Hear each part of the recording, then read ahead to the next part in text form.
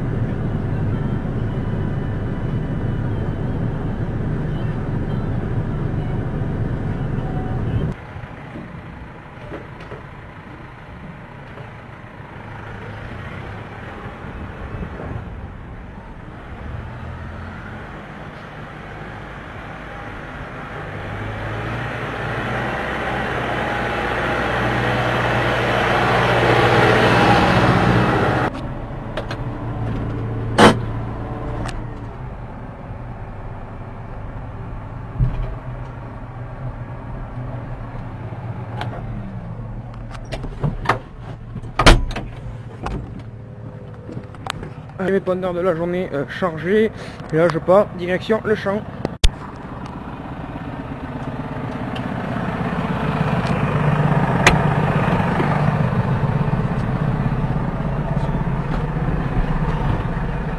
Donc je suis embauché donc par l'ACUMA. L'ACUMA, qu'est-ce que c'est? L'ACUMA, c'est une coopérative d'utilisation de matériel agricole. Seulement c'est des agriculteurs, des éleveurs, des arboriculteurs qui se rassemblent pour acheter du matériel en commun. Et donc là j'ai un agriculteur qui m'a missionné pour épandre le fumier et le recouvrir. Donc du coup j'ai pris son tracteur, l'épandeur de l'ACUMA et je pars faire ma mission.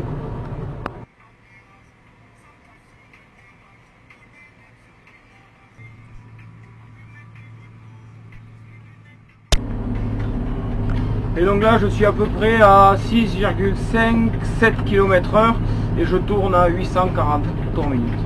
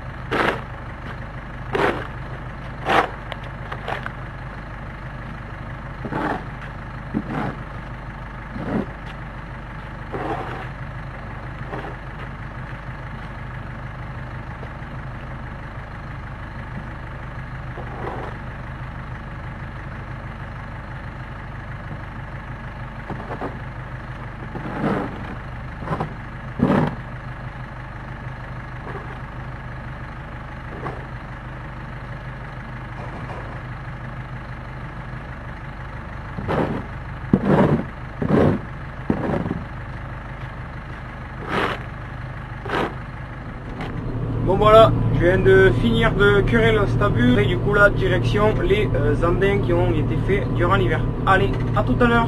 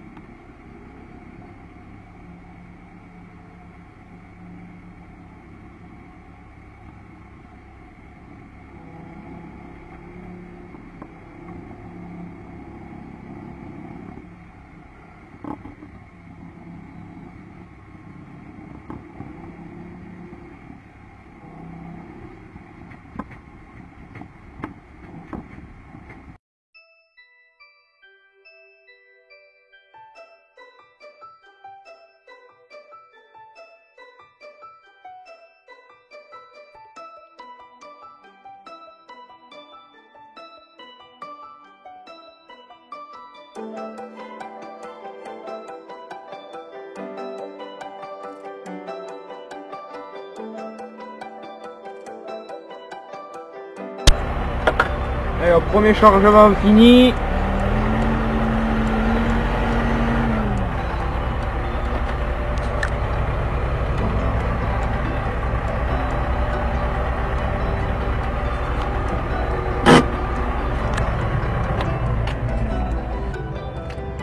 Bon voilà, le premier épandeur.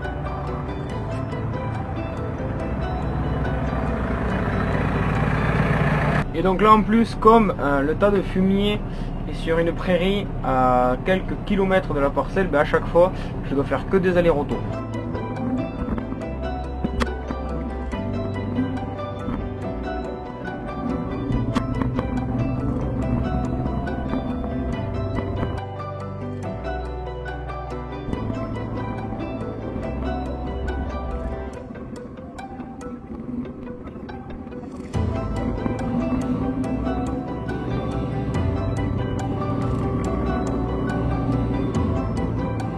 Bon voilà, me voilà arrivé à la parcelle. Donc hier j'avais déjà fait 2-3 allers-retours. Et donc là j'ai repris aujourd'hui ce matin. Donc comment ça marche? Donc je mets la cardan en route. Hop, après j'ouvre la porte. C'est celui-là.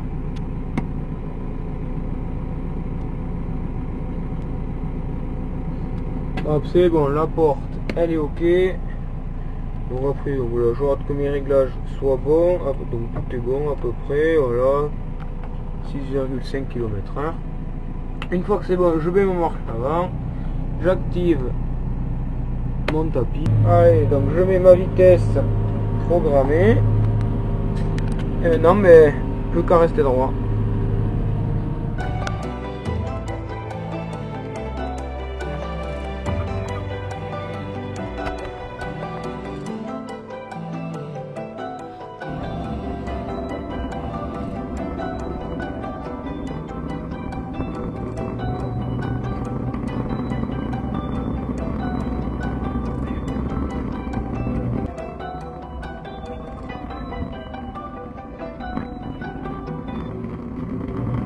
Donc voilà, donc c'est du fumier particulier parce que c'est tout simplement du fumier composté, donc c'est-à-dire que le fumier il a été sorti, donc il a été mis en andin avec le tracteur, et après tout simplement on est venu avec un tracteur, de temps en temps le retourner avec un retournant andin. Je vais essayer de vous mettre une photo quelque part par là, et en fait c'est une grande vis qui va mélanger tout ça et le faire sortir en andin.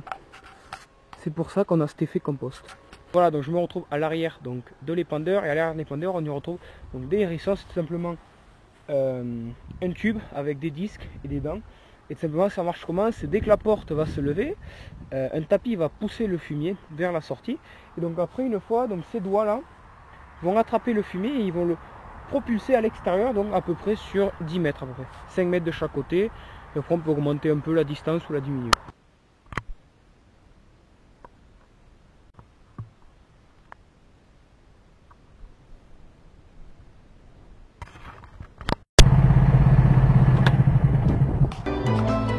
Bon voilà, donc là il est midi, je m'arrête manger et après on repart pour épandre le reste. Allez, à tout à l'heure.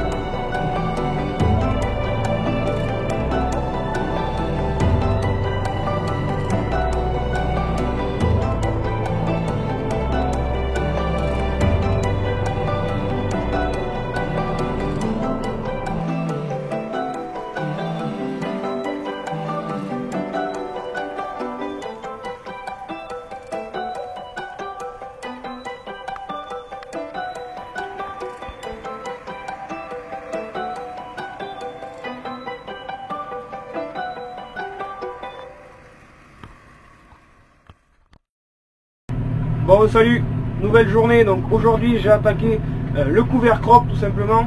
Donc j'ai commencé un peu tôt ce matin vers 6h30. Donc là il est actuellement 7h30. J'ai pas filmé avant tout simplement parce que bon, il faisait trop sombre et qu'il n'y aurait pas une belle qualité à la caméra, donc j'ai préféré attendre un peu. Mais pour vous ça change rien. Et de toute manière, donc aujourd'hui je vais vous amener avec moi tout au long de la journée. Je vais vous expliquer donc pourquoi on fait ça. Et donc voilà, donc j'ai 30 hectares à faire tout simplement parce que donc j'ai les parcelles où j'ai pendu le fumier, plus un ou deux chaumes de plus à faire. Donc comme ça au moins les chaumes seront faits. Allez, je vous explique tout ça, à tout à l'heure.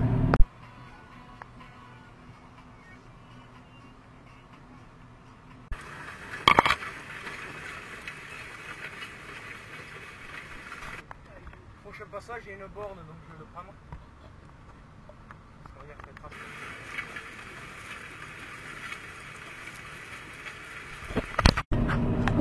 Donc pourquoi le fumier?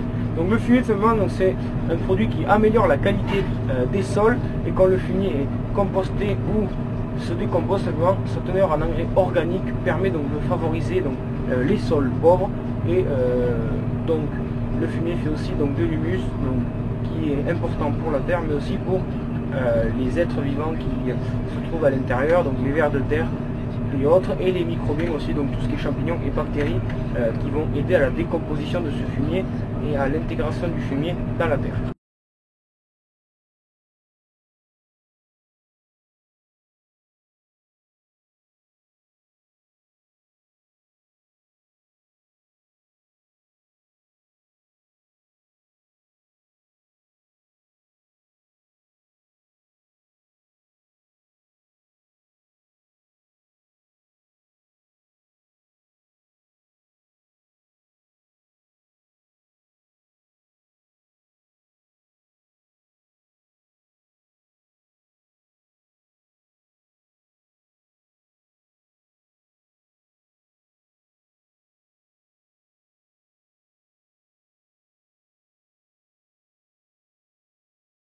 Bon voilà, la première parcelle est terminée, donc là je vais d'arriver à la deuxième, et quand j'arrive à une parcelle, qu'est-ce que je fais? Ben, tout simplement, hop, j'enclenche le pont avant, hop, je me mets en petite vitesse et je déplie le couvert crop, on le met à 16 à peu près.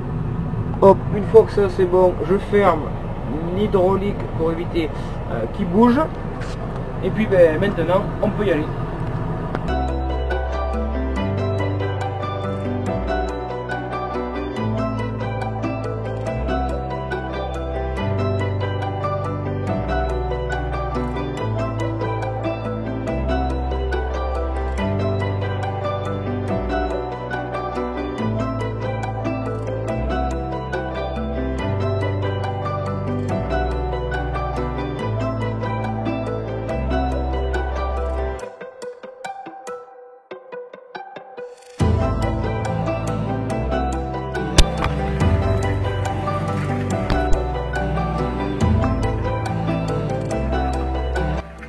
Voilà, donc là je viens de m'arrêter tout simplement parce qu'en fait on a un problème, c'est que le couvert crop rentre pas assez. En fait il n'y a que les disques de devant qui rentrent et les disques des côtés rentrent pas. Regardez, je vous montre ça.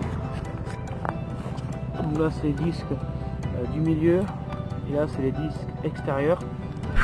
Et le point du coup c'est que le fumier se recouvre mal et c'est pas bon pour le sol tout simplement. Donc là je vais modifier un peu mes réglages, j'ai resserré un peu mes disques. Et là je vais réduire ma vitesse, je vais essayer et je vous montre tout ça.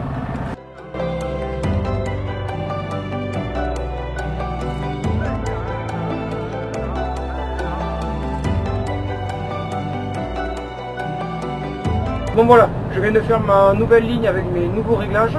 Le travail a l'air pas trop mal, je vais vous montrer ça quand même. Donc hop, on descend.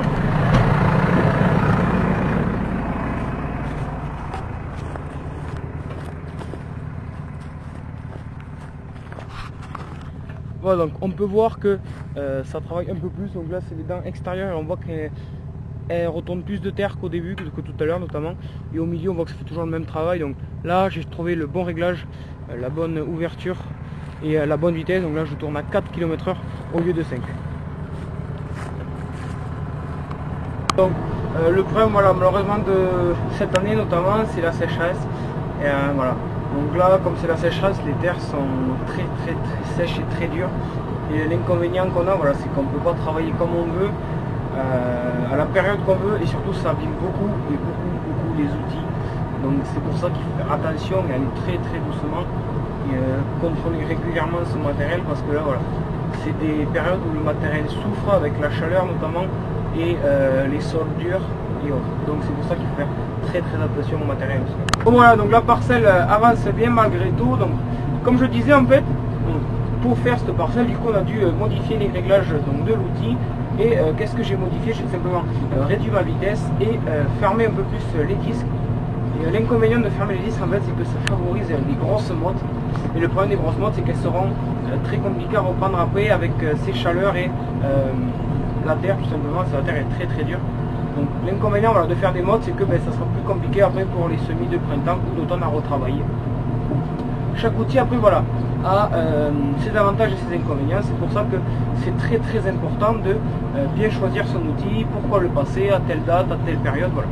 Donc là, on a voulu passer cet outil justement parce que avec un sol très dur, c'est l'un des seuls outils qui peut rentrer dans le sol pour gratter les premiers centimètres du sol sans aller vite.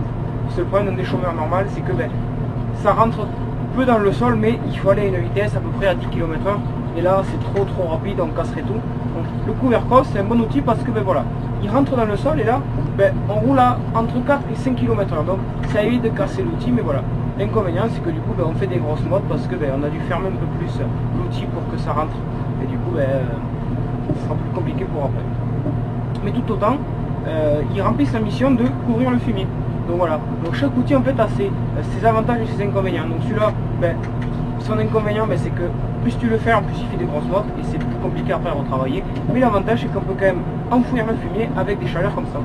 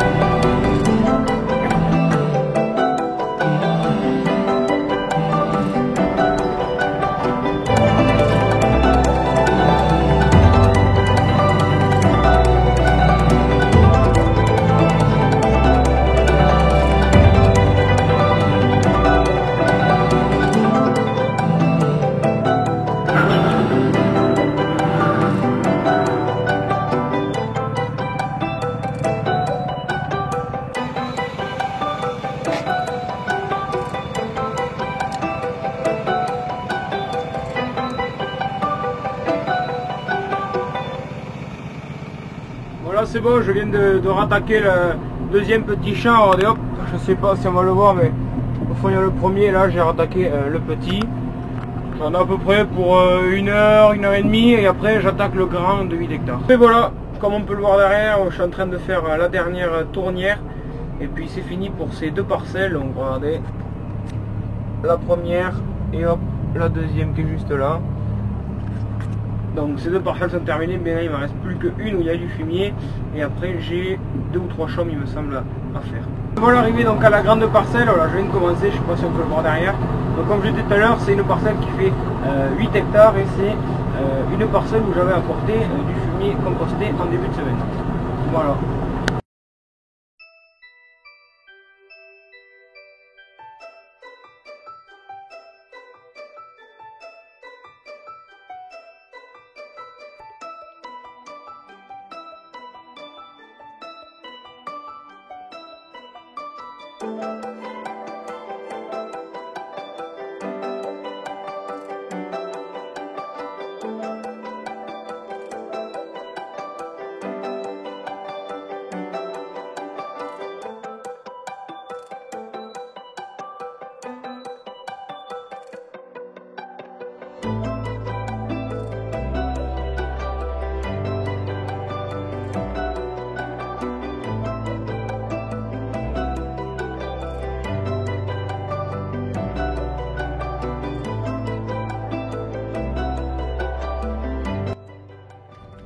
Et donc là on voit que la paille est très bien mélangée avec le sol et du coup le fumier se mélange très bien aussi, donc ça fait un super travail malgré le sol sec. Comme le sol est très sec.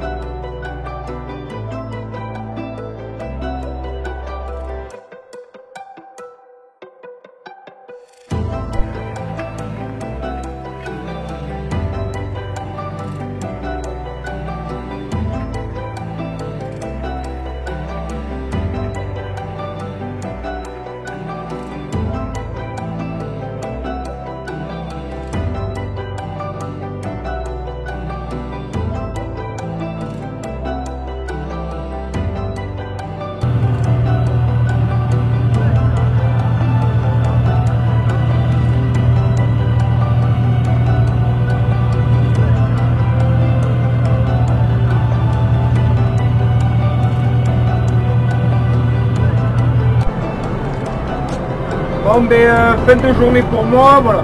Je sais pas si on va le voir derrière, mais j'ai fait un tiers du champ à peu près, donc j'ai demain une grosse journée qui m'attend et puis après normalement ça devrait être fini.